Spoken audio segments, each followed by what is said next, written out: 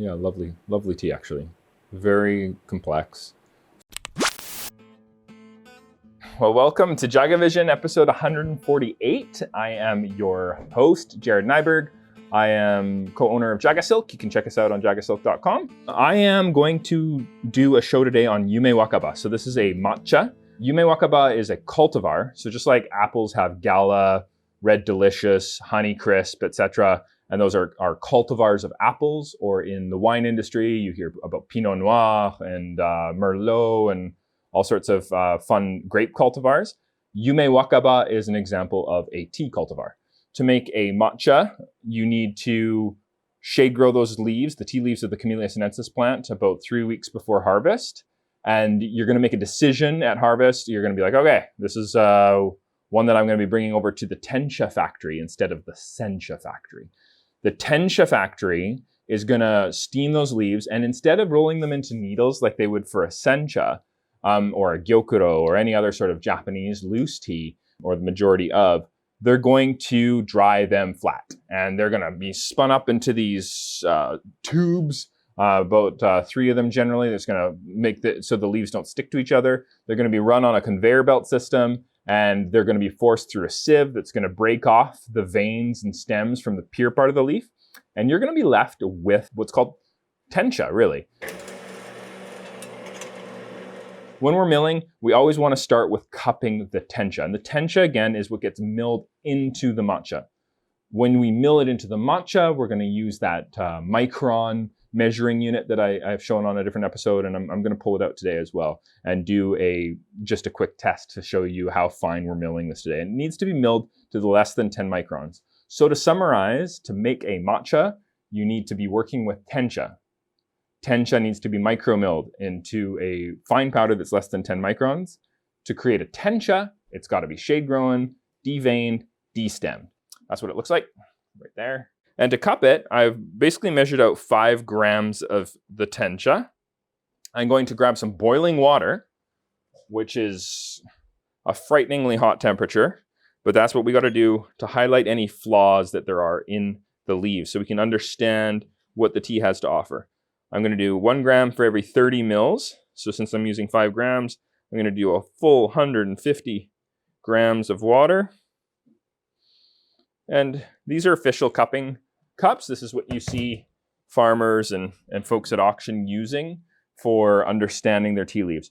Oftentimes you'll see them doing a cup purely for the aromatics, and then other times you see them doing it purely for flavor. Every once in a while you see them doing something like we're doing. We cup a lot of tencha, a lot of matcha, so we generally just combine our aromatic and flavor test into one test. But here we are, 1 minute. I'm going to use this special sieve, and I'm going to lift the tencha up.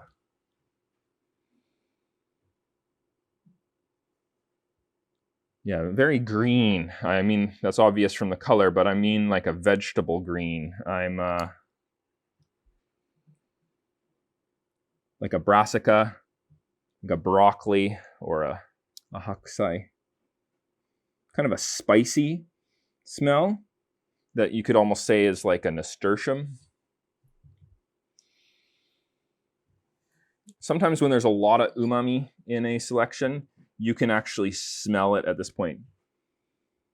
It'll smell really sweet, sometimes like cotton candy or some sort of sugary dessert. I'm not really picking up on a lot of sugar in the nose, but it does smell like it could go down that road in that it's just a very kind of like young vegetal smell. So it's not like a more mature leaf like when you harvest an older kale. This is like baby greens kind of smell. Okay, so that's the aromatic test. And then I'm going to use a cupping spoon. It's shaped like this. It's like a little mini bowl. This is used in coffee a lot.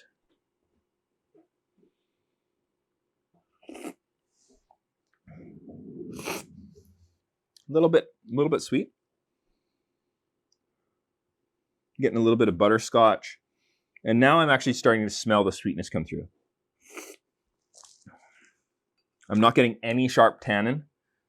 Generally, when the leaves are a little bit less ideal in terms of quality level, you start at this point to it's almost like sandpaper on your tongue, like you're getting like or sucking on grape skins. You get this really intense tannin. Now, apparently the tannins in green tea are not true tannins. They're called pseudotannins. And the tannins in when you let them enzymatically oxidize into something like a crimson tea, those do transform into true tannins. Yeah, tasting a lot sweeter. Like I normally taste with this dose and this amount of water and this temperature, a little bit more permeation of flavor. I'm going to say that I'm surprised at how light the flavor is. There's just a little bit of leaf in the bottom extracting still, and that's on purpose. That's why I don't use like a super fine filter when I'm assessing like this. I could just like brew in this cup, pour through a super fine sieve, and be tasting a much cleaner extraction. But this is the way that it's tested at origin, and I think that the reason for that sediment still left in the cup is it does just slow down the extraction rather than fully stopping it. So you're going to get a little bit of flavor development in the cup as it cools. And normally we like to log what we're tasting. So we have a group of us and we talk about what we're smelling, what we're tasting, and we have an Excel sheet going that tracks those notes. And we really like to assess the color. And in this case, I'm looking at like a kind of a, I don't know if you can see this, but it's like a pale yellowish green. And when I get my nose in there, like on the dry aroma, I wasn't getting a whole lot, but on the wet fragrance, as they call it, that's when I started to smell that baby green, that young kale, that brassica broccoli thing happening. And then as I'm tasting it and I really get a sense of the flavor, I'm also looking for how does it finish? How does it waft back in sort of an internal term that we call a fourth pulse, which is something we kind of made up. And it's just after you're finished with the tea and you've assessed for the finish, there should be another final wave of flavor that comes back. And that's when we're dialing in a tea. We really want to be able to taste that. Okay, so that's given me an idea that this is perhaps a lighter tea in terms of the matchas and tenchas, etc., that we've cupped in the past. It's sweet, so I'm feeling like there's a good opportunity for good umami. And again, umami is that brothy background note. It's why chefs use bones and etc. in their soups to just bring out more depth to the flavor of the soup. And Japanese teas are famous for their umami. Next, we mill, and milling the tencha is really a quest for optimization. So we're dealing with pressure optimization, temperature optimization, and really we only know what we're trying to bring out after we've completed sort of that assessment of the tencha. Traditionally, you'd work with old granite mills. We found that at 40 grams per hour and having to keep them inside of a refrigerated unit, $10,000 a piece, they didn't really make sense for us. And for the longest time, JagaSilk was having the matcha milled for us by the farmers. Really interested though in this process. And so we were really stoked when we were able to start working with Terada. Terada has been making mills and tea manufacturing equipment for decades. Really done a great job with this unit that we're working. We actually have two of them. One is working right now. It's actually milling some of the Yumewakaba. And then the other one we have open so that you can just get a sense of what the plates look like. And the plates are cut actually in a groove. And the groove is actually mimicking what you see on granite plates. It's the exact same groove. And for the granite plates, they have stone masons who are coming in to sharpen those plates and it lets them keep their shape. Also, because of that movement of it spinning in a counterclockwise circular motion over a steady foundation plate, it's really similar to milling grain. You're going to see that the actual granulation is going to be circular in shape under a microscope. If you're going to use a burr grinder or a ball grinder, you're going to find under a microscope that sort of granular speck, the particulate, is going to be square in shape. And the pores of your tongue will pick up on those sharper edges. So having that rounder shape, at least this is how the theory goes, is going to contribute to that sense of sort of chocolatey smoothness. So that's what we're stoked about when we're milling with these guys. So what does optimization mean? So once we've, assessed the unit that we wanted, one of those things was temperature, right? I mentioned that the granite mills are milling in a refrigerated setting, but these guys, what's so cool about them is that one, there's an Edison hard coating, which means that the material on the plates have been hardened in an oxygen-free, nitrogenous environment to make them super hard. And this is going to let them keep their sharpness for a really long time. The other thing that's really cool about them is that there's water running into the plates. So that doesn't actually touch the tea. It's an inner core of the plates. But nowadays, when we're milling, we've actually hooked up the machines to a brewing chiller. The brewing chiller is set, Fahrenheit here at 55 degrees. That's about 12.5 degrees centigrade. And we are able to adjust that temperature depending on the cultivar that we're milling. What we have found is that there's definitely a difference between the temperature here and the temperature on the plates. And so we're constantly making sure that the plates themselves are that ideal temperature. We do that using a laser gun, and it's looking like about 22.5 on the plates there. So there's that 10-degree variation that we're needing to think about. Too hot, too cold is definitely a thing. When it's too hot, we find that the umami will disintegrate. We're going to have a less ideal flavor. And when it's too cold, we find that it gets too bland. And you want to tell yourself, if I get it really close to like frozen, like just above zero, it's going to be ideal. You hear a lot about cold milling, but we've learned throughout the years that there is definitely such a thing as too cold. And again, it's going to just taste too bland. So to bring out some identity and some flavor, you want to mill with a little bit of friction, a little bit of heat. The other thing that we're optimizing is definitely going to be pressure. So how tight are we making these plates? So we have two ways of measuring that. One is a dial and one is a post. The post just gives us a sense of where we are in the spacing of between the plates. And then the dial just gives us a little bit more minute settings. Depending on the mill and the width of the plates and where we are in their lifespan, we do need to adjust. And we're going to be looking at our amp meter here to just give us a sense of how tight it is. And so we're really trying to mill at a particular pressure, really. And again, this is going to change the temperature of the plates, the pressure or the sort of the tightness of the plates. Everything is going to change depending on the cultivar that we're milling. Today we're milling the Yumewakaba. So we know that milling it's very easy to mill this one too cold, which is interesting, right? We found that there's such a thing as heat saturation, where you can, through the finish firing process that's done in southern Japan, it makes it so that it's really easy to burn on these plates. In Kyoto, because they don't finish fire, we get a little bit more room, a little bit more wiggle room to bring out interesting flavors, because a lot of the heat that's now hitting those leaves is happening at this stage. When we're done making the powder, though, interestingly enough, we do find that a slightly lower temperature does taste better, 60 degrees instead of 65.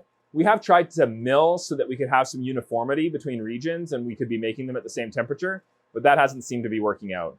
But again, we find that Kyoto selections or central Japanese teas that are not finish fired do well to have a hotter mill temperature than, say, something that we're getting out of southern Japan, which does well to have a lower mill temperature. Again, it does depend on the tea. A lot of the teas that we're getting from Yamaguchi-san, for example, are completely wild, and it really does depend even on the field. It'll be the same cultivar, same farmer, but different fields are going to give us wildly different settings. The next thing we're going to assess is the microns. We've shown this on JagaVision before, but this is our gauge. It's a grind gauge. It's going to let us just kind of get a sense of what the gauge of the powder is that we're working with. What we're going to need to do is we're going to use a jeweler's scale. The jeweler's scale is going to let us have 0.01 gram accuracy, and this is important because we're working with only 5 grams of water, and we're working with only 1 gram of tea. So I like to just carefully Measure out 5 grams. And I'm going to measure out 1 gram of tea, push it through the sieve so we have a consistent tea and we're not dealing with clumps. And we're going to work with this cocktail whisk to whisk it in. I don't know if you can see that very well, but we make a really thick sludge. Then what I'm going to do is I'm going to take some of that sludge. We're going to put a little bit of the sludge that we've made at the top of the grind gauge.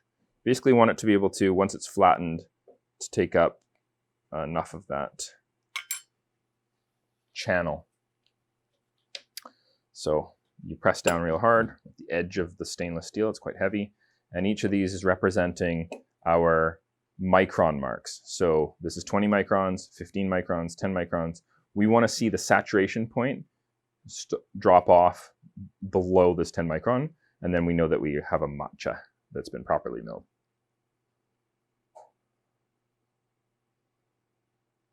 And you can see here that that saturation point is starting to drop off, actually around 7.5. So you can see the saturation point start to bleed off around 7.5. So there will, of course, be smaller particulate that's going to go into these smaller channels, but the saturated particulate ends in around this point here, which lets us know that we've achieved a less than 10 micron count for the fineness of our matcha. I want to pull 2 grams from the mill.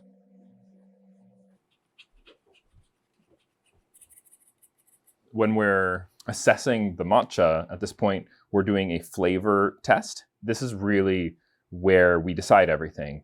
When it's tasting a little bit too coarse or a little bit too fine or a little bit too dull, only then will we understand really how to optimize the different variables that we're working with when we're milling our matcha. So I'm getting almost a milky lactone thing happening in the dry aroma. It's like buttered spinach. Again, since it's wadzuka, I'm going to work with 60 degrees centigrade water instead of the 65 I would use for something from Fukuoka. I'm going to bring it to 90 grams. And generally we're doing a 90 gram over 2 grams of tea. When we whisk, take it off the scale, and then you're going to do 15 seconds of agitation. There's 3 seconds of gathering in, 5 seconds of whisking vigorously, and 7 seconds of integrating the froth that you've built into a really fine microfoam. Throughout the day, we do this with every matcha that we are cupping and assessing. We don't necessarily do the micron test every time, but we do the flavor test. This just lets us know how things are going. It lets us catch things if we're ever making mistakes, grinding too fine or too coarse, or if the temperature of the chiller is too low or too high. Yeah, it's smelling really good. Getting a gentle bitterness. I think that is coming from a really nice florality. What's really nice about the Yumewakaba is that it's spray-free, and it's the only spray-free selection we get from Fujioka-san. Fujioka-san often markets his teas as tei no yaku, which means minimal spraying, but that doesn't go over very well in the North American market, so I don't normally I just say standard, or I don't mention it at all. But if it's going to be spray-free, I'm going to put it in the description of the tea, and this is a spray-free one. And our perspective on organic is that it is a journey. We really strongly believe in it.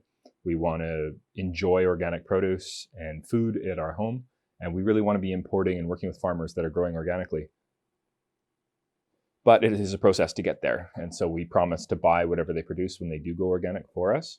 And this is an example of a newer lot. We've only had this one for 3, maybe 4 years,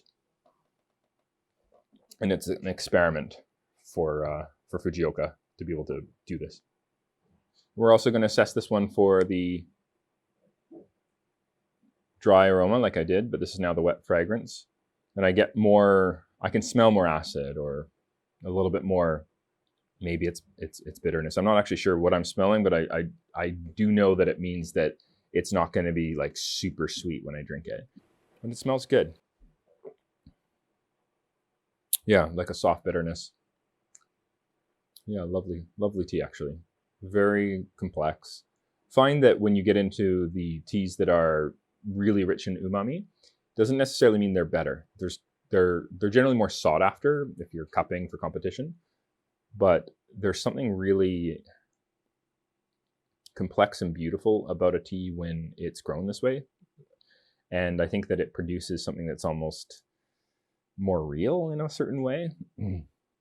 It is definitely not as desserty, but I can see myself drinking this, and we do this more than I would a competition grade matcha. As much as I love them for the everyday, this is going to do it for me.